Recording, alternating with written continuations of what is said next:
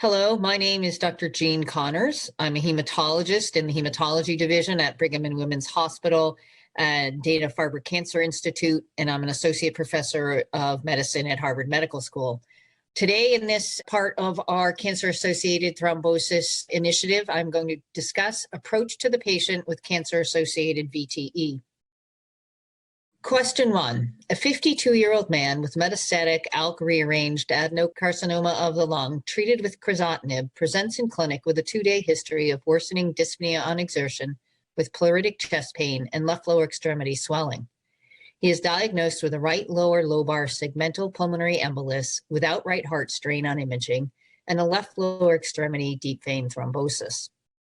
Your treatment approach includes: now, if you have logged into and downloaded the ITAC app for VTE management in the cancer patient, you can follow along using your app and come to the information that we have in this app regarding treatments for patients with cancer-associated VTE. And in this video, we will be discussing non-catheter related VTE, or basically simple VTE, from diagnosis out to management after 6 months. All of this information can be found on this app. The instructions for this are in the earlier separate video. The 2019 ITAC guidelines for treatment of VTE in medical cancer patients are recommendations for the initial VTE diagnosis up to the first 10 days after diagnosis are below. We have an asterisk here in the title because these were devised in 2019 and we did not include a pivotal trial of direct oral anticoagulants in this. We will be having an update in 2021, so please look for that. But basically, low molecular weight heparin is recommended for the initial treatment of established and newly diagnosed VTE in cancer patients with a grade 1B recommendation. In patients that do not have a risk for gastrointestinal bleeding, Rivaroxaban in the first 10 days or Edoxaban following 5 days of parenteral anticoagulation can also be used for the initial treatment of established VTE in cancer patients with a grade 2B. Other options, including unfractionated heparin or fondaparinux, can be used with lower grades simply because there are less evidence for the use of these agents in cancer patients after the initial diagnosis. Now, as part of treatment of cancer-associated thrombosis, low molecular weight heparin has been the gold standard for acute treatment of VTE since publication of the CLOT Trial by Agnes Lee in 2003. In this trial, warfarin was compared to Dalteparin, a type of low molecular weight heparin. As a result of the CLOT trial, Dalteparin received regulatory approval from the FDA and the EMA for monotherapy of cancer-associated VTE for 6 months. Dalteparin has therefore been the comparator for all the direct oral anticoagulant trials in cancer patients with VTE. Since the CLOT trial, we have now, as of December 2017, have 3 randomized control trials that evaluate the DOACs for efficacy compared with Dalteparin in patients with cancer-associated VTE. The HOKUSAI-VTE cancer trial, in which Edoxaban was compared to Dalteparin, the SELECT-D trial, in which Rivaroxaban was compared to Dalteparin, and the CARAVAGGIO trial, in which Apixaban was compared to Dalteparin. And I will go through the data for all of these trials, as well as one randomized controlled trial that was performed to evaluate safety as the primary endpoint, and that was the ATOM-VTE trial looking at Apixaban. To refresh your memories, the CLOT trial published in 2003 compared warfarin, or VKA, vitamin K antagonists in different countries, with Dalteparin after the diagnosis of new VTE in 672 patients with solid tumors. They had to be receiving chemotherapy, and you can see from this Kaplan-Meier curve that Dalteparin was superior to VKA for preventing recurrent thrombosis, with a risk reduction of 52% in a Kaplan-Meier analysis.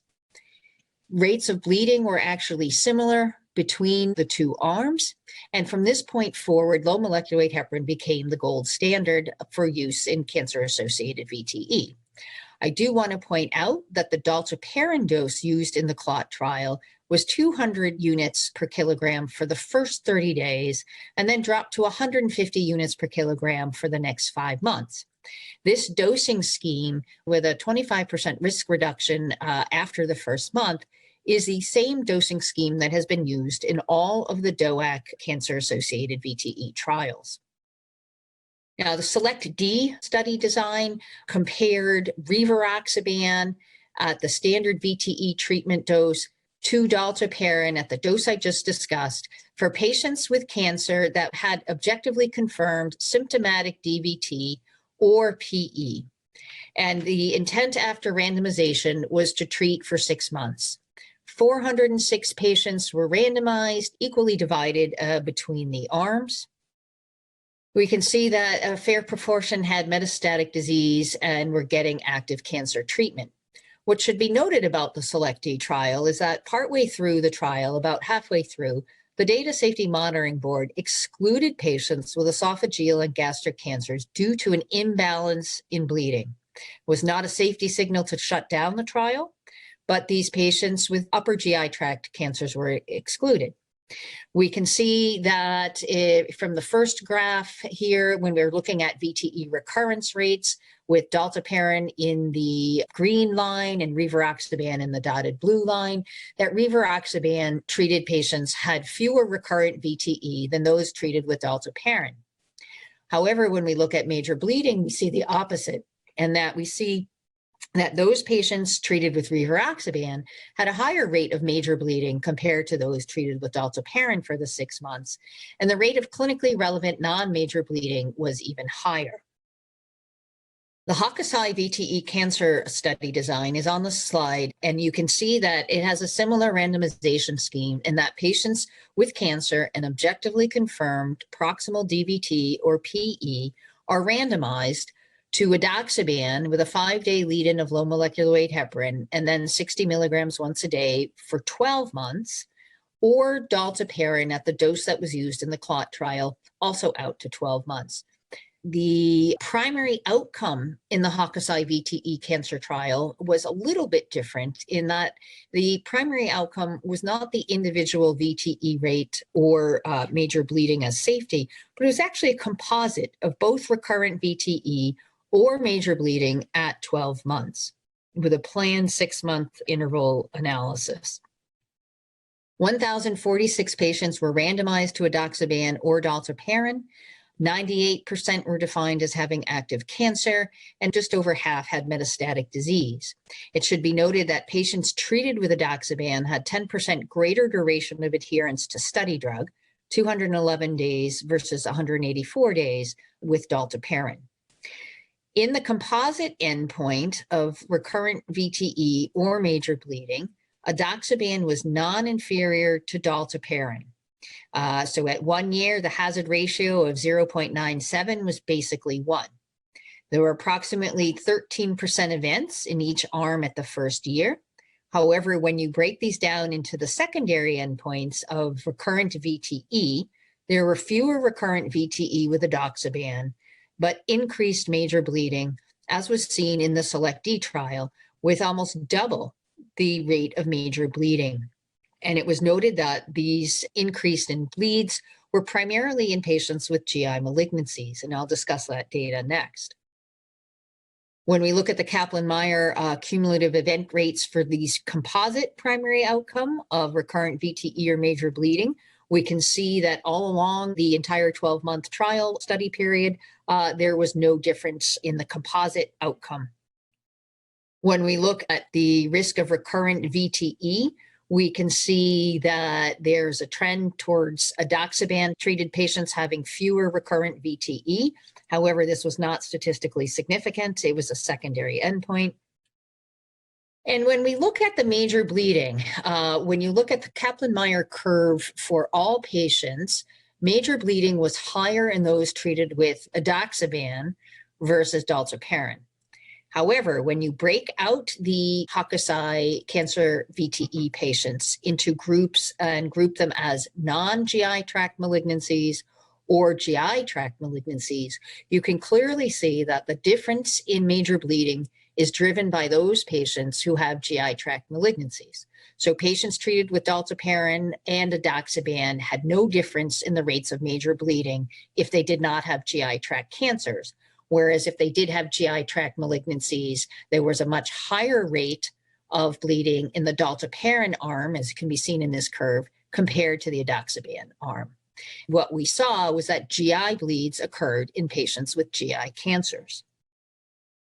ATOM VTE was a trial looking primarily at major bleeding. Its primary outcome was major bleeding, not recurrent VTE. And in this trial of 300 patients randomized to Apixaban versus Dalteparin, you can see that at 6 months, there were no bleeds in the Apixaban arm and 1.4% in the Dalteparin arm.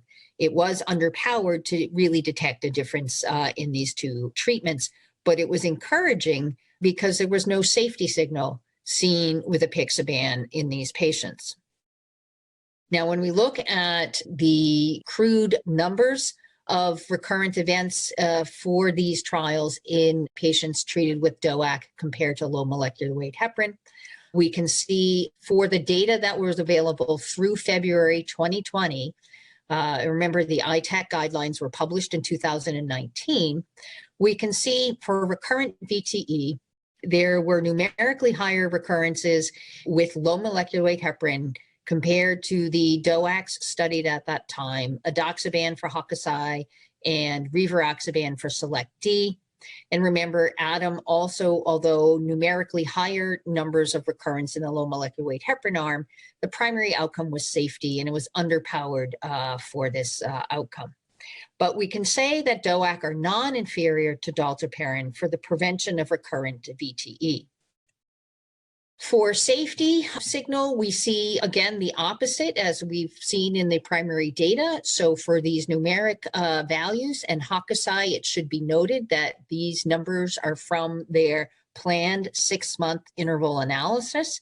We can see for major bleedings that the major bleeds were higher in both HOKUSAI-VTE cancer and SELECT-D, with minimal major bleeding in the ATOM trial. So again, significantly higher major bleeds with the DOAC at this point in time compared to Dalteparin.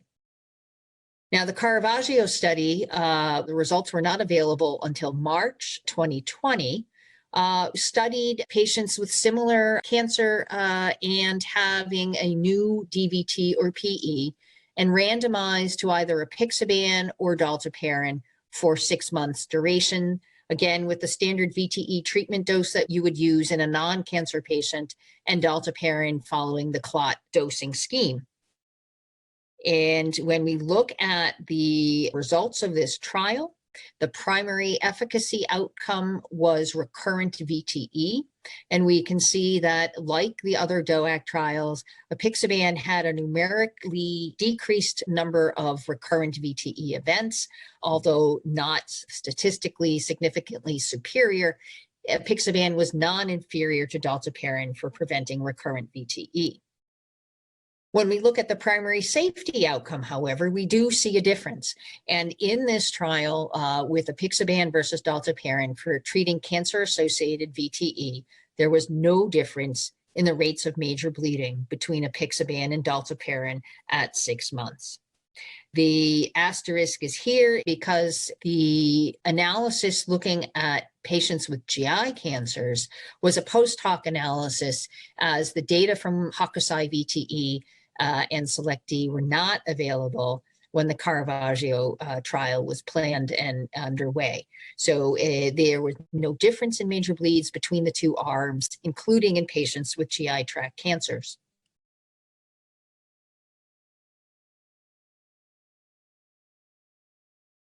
Pooled analysis of these DOAC trial results using homogenized endpoint definitions was performed and rapidly published after the CARAVAGGIO results came out.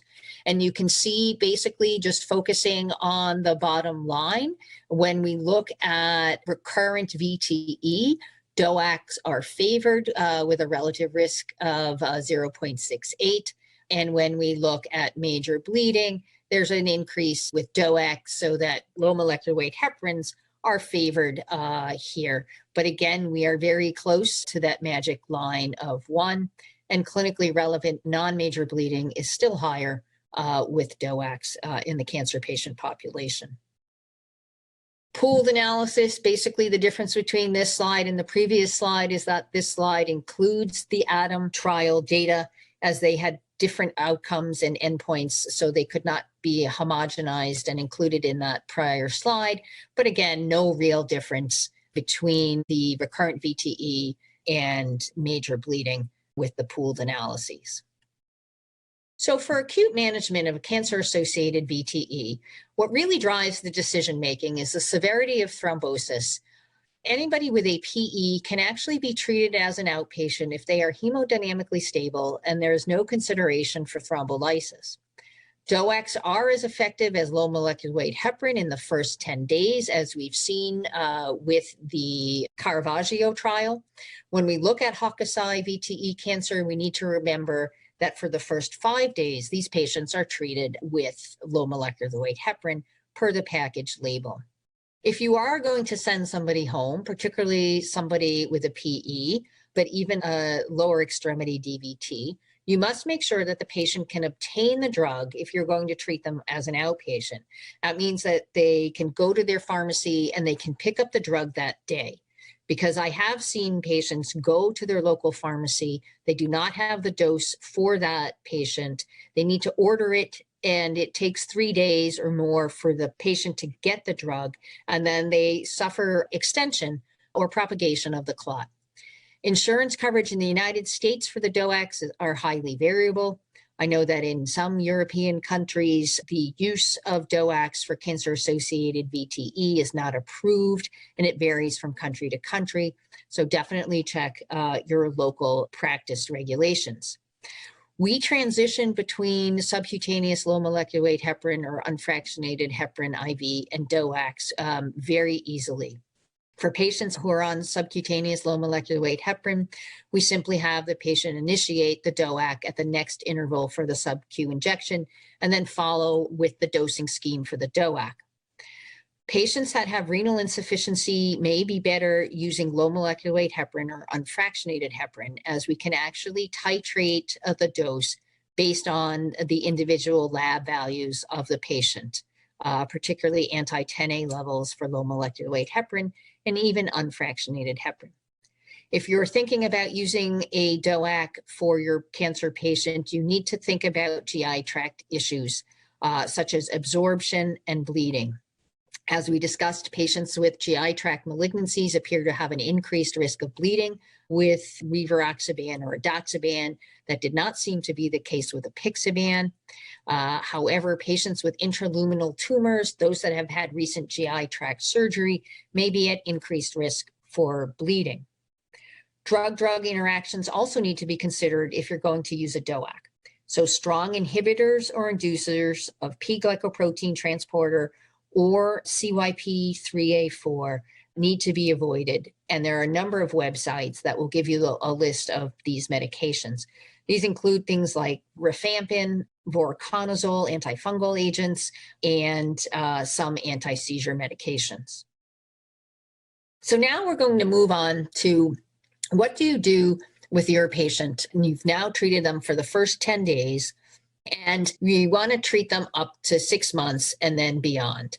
And the data that we had available for the ITAC guidelines, low molecular weight heparins are preferred over VKA for treatment of VTE in cancer patients.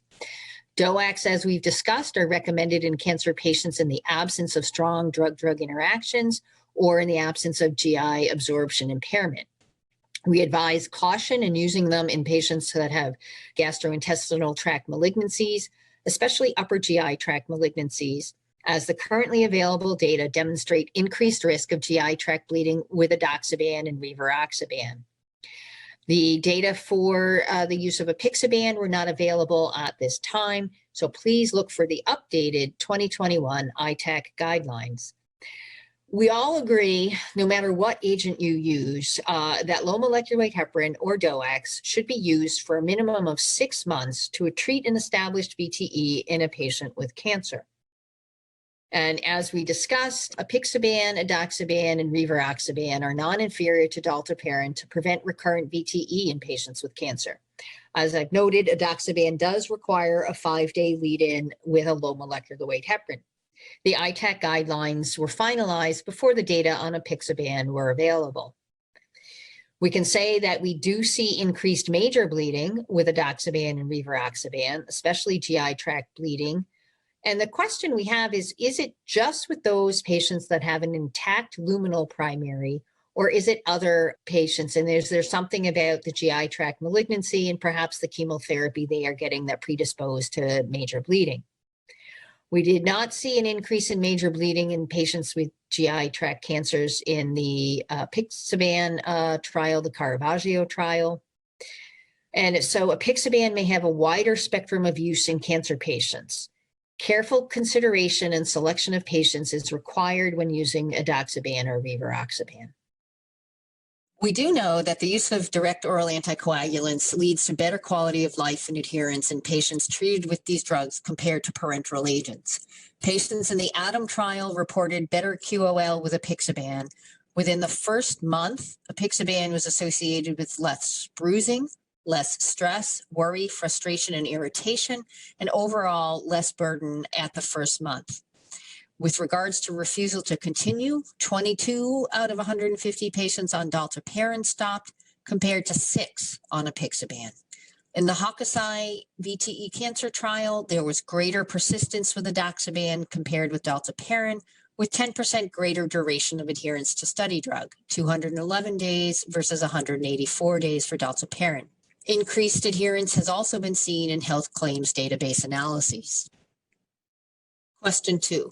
A 52-year-old man with metastatic ALK-rearranged adenocarcinoma of the lung treated with crizotinib has now completed 6 months of anticoagulant therapy with a DOAC for pulmonary embolus and left lower extremity deep vein thrombosis. Factors that contribute to deciding to continue anticoagulation and the type of agent include: if you have downloaded the ITAC app, you can use this app to find the guidance statement for what to do after 6 months of anticoagulant therapy. Our guidelines suggest that after 6 months, termination or continuation of anticoagulation, whether it be low molecular weight heparin, DOACs, or VKAs, should be based on individual evaluation of the benefit-risk ratio, tolerability, drug availability, patient preference, and cancer activity. A lot of the guideline in this statement is done and made in the absence of data, but is collective expert opinion for treatment of cancer-associated VTE. When we're looking at long-term management of cancer-associated VTE, treating after 6 months, we do know that DOAC are effective and safe in most patients with cancer through 6 to 12 months. Patients with cancer and VTE often require longer duration of treatment than patients without cancer. DOAC are definitely more tolerable for many patients than sub-Q injections. One question that arises commonly in practice is, can we use the Amplify extension trial and Einstein choice trial strategies in patients with cancer? In these two trials, prophylactic dose versus therapeutic dose, apixaban or rivaroxaban, were used, and it was found that the prophylactic dose, after the patient had received 6 to 12 months of anticoagulant therapy, was as effective as the therapeutic dose with lower rates of bleeding. These strategies are currently being tested in cancer patients in the EVE trial in the United States and the APICAT trial originating out of France and in Europe. In these two trials, they are both using therapeutic dose 5 milligrams twice a day versus prophylactic dose 2.5 milligrams twice a day of apixaban. And the hypothesis is that the lower dose will lead to lower bleeding, but have similar efficacy. We are eagerly awaiting the results of these trials. When we're looking at long-term management of cancer-associated VTE, or even within the first 6 months, we do know that recurrent VTE occurs with the use of any anticoagulant, especially in cancer patients and especially in cancer patients with advanced disease. We recommend a variety of different approaches depending on what anticoagulant the participant was on when they had the recurrence. In many cases, we move to a therapeutic dose parenteral agent, or we escalate the parenteral agent dose. Question 3. A 52-year-old man with metastatic ALK-rearranged adenocarcinoma of the lung treated with crizotinib has now been on therapeutic dose 10A inhibitor DOAC for 8 months since diagnosis of pulmonary embolus and DVT. He has progressive disease based on new CT scan images with plans to change cancer treatment. The CT scan also shows a new left upper lobe segmental pulmonary embolus. Your next step is, and when you refer to our ITAC app, you will find our recommendations based on the recurrence, the current anticoagulant and dose, and the recommended treatment will pop up. Here's how we advise you to approach recurrent VTE on anticoagulation in the patient with cancer. The management depends on the initial treatment. If the patient is on low molecular weight heparin, increase the dose by 20 to 25% or switch to a DOAC. If the patient is on a DOAC, switch to low molecular weight heparin. If the patient is on VKA, switch to low molecular weight heparin or DOACs. This guidance is based on evidence of very low quality and an unknown balance between desirable and undesirable effects. So the values and preferences and the individual patient decision needs to be incorporated into the dosing strategies and switching agents. And the effective therapy should be monitored for improvement of symptoms if the patient has a symptomatic recurrent event. When I see somebody who has recurrent VTE on an anticoagulant, I assess for common factors that may affect the efficacy of the anticoagulants. We know that our cancer patients face challenges in daily life that patients who do not have cancer do not have, and this can affect the efficacy of the antithrombotics. For oral anticoagulants, adherence is key. I will often discuss with a patient, have they missed any doses? And if the answer is yes, that is not a failure of the oral anticoagulant, it is a failure of adherence. Many times patients with cancer require invasive procedures, and they are advised by the staff doing the procedure to hold the anticoagulant. And often during this window, patients may have a recurrent event. Nausea, vomiting, diarrhea are still complications of many chemotherapy regimens, and these can affect absorption of oral anticoagulants and therefore plasma concentration. Any other reasons for poor GI tract absorption also need to be accounted for. Drug-drug interactions can be a cause for decreased efficacy of these anticoagulants. And as I mentioned, when the oral anticoagulants are interrupted for procedures, we can often see new VTE events occur. Parenteral agents similarly have concerns for patient adherence to doing the injections, and you really should ask your patient in a non-threatening way whether they have been consistently taking the dose, whether they've needed to interrupt it for invasive procedures. And one thing to consider is the possibility of a diagnosis of heparin-induced thrombocytopenia, depending on the agent, whether or not particularly they've had IV unfractionated heparin. Recurrent VTE or breakthrough VTE, as I've discussed, commonly occurs in patients with advanced stage cancer. And here in this table, we have the advice that was just discussed for the ITAC guidelines 2019, but it spells out all the possible different dose combinations. If your patient has been on prophylactic doses of parenteral agents, such as prophylactic enoxaparin, or once a day enoxaparin at 1.5 milligrams per kilogram, as opposed to 1 milligram per kilogram twice a day. The adjustment, if your patient has breakthrough VTE, is to move to full weight-based dosing low molecular weight heparin. If the patient is on full intensity oral anticoagulant, then switch to a parenteral agent because of concerns for GI tract absorption and plasma concentration. If, however, they are already on full dose parenteral agent, then we increase the dose to 120 or 125%. In other words, 20 to 25% higher than the standard weight-based dosing. If patients have recurrent events while taking a DOAC, we do not know how to increase the DOAC dose safely. and therefore we recommend switching to a parenteral agent. Question 4. A 52-year-old man with metastatic ALK-rearranged adenocarcinoma of the lung treated with alectinib has now been on low molecular weight heparin for 2 months. He complains of a new headache and difficulty speaking. The head CT scan shows 3 small central nervous system metastases with surrounding hemorrhage. Lower extremity compression ultrasound shows complete thrombus resolution and no new clot. The emergency room asks if you want an IVC filter placed. The 2019 ITAC guidelines have recommendations for when to use IV filters, knowing that data for this are very low quality and there's an unknown balance between desirable and undesirable effects.